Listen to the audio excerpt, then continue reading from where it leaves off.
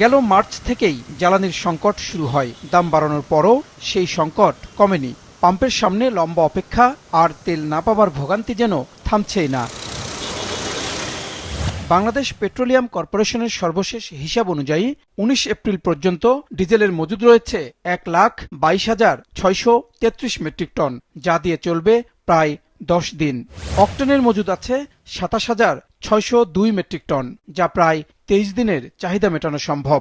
আর পেট্রোলের মজুদ আছে ১৩ দিনের, যার পরিমাণ ১৮,৪৫৪ মেট্রিক টন।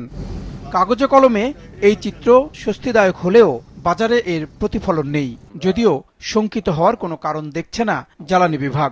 দুটো কাজ আমরা ইতিমধ্যে করেছি। আমরা প্রাইস অ্যাডজাস্ট করেছি আর আমরা সাপ্লাই ইনক্রিজ করেছি।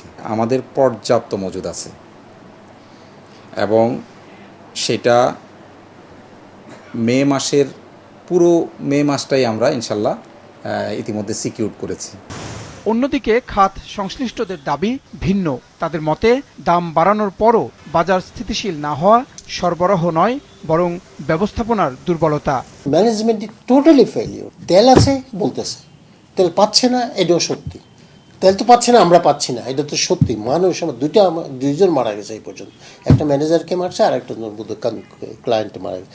তাহলে প্রশ্ন হচ্ছে এই ফেরটা কার? গভর্নমেন্টের না? সিন্ডিকেটের সঙ্গে গভর্নমেন্ট জড়িত, গভর্নমেন্টের লোক জড়িত, গভর্নমেন্ট বলবো না, গভর্নমেন্টের শক্তিশালী একটা লোক জড়িত, অ্যালাউ করতেছে সিন্ডিকেটকে। কারণ বাজারে কিন্তু এটা ডাবল দামে বেচা হচ্ছে, তাই না?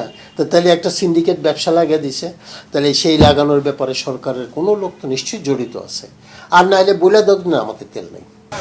এদিকে সংকট মোকাবেলায় ফুয়েল পাস চালুর উদ্যোগ নিয়েছে সরকার। তবে বিশ্লেষকদের মতে শুধু উদ্যোগ নয়, কার্যকর বাজার নজরদারি না থাকলে অস্থিরতা কাটবে না। আর জ্বালানি বিভাগ বলছে খুব শিগগির তা সম্পন্ন হবে। ফুয়েল কার্ডের বিষয়টা আমরা খুবই রাত দিন পরিশ্রম করে আমরা কাজটা করছি। আমরা যে কয়েকটা ফিলিং স্টেশনে আমরা এটা কনফার্ম করছি, সেগুলোতে আমরা ফুয়েল পাস ছাড়া মোটরসাইকেলের ক্ষেত্রে আমরা হয়তো আর অ্যালাউই করবো না।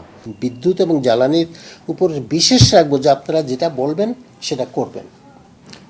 এটা অল আর প্ল্যান, এরকম মাস্টার প্ল্যান নেওয়ার দরকার নেই।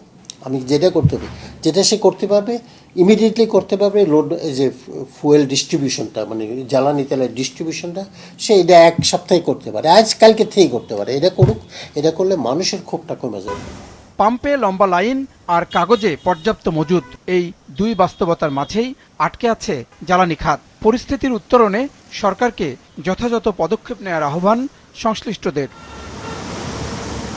জাহেদ সেলিম, মাছরাঙা সংবাদ, ঢাকা।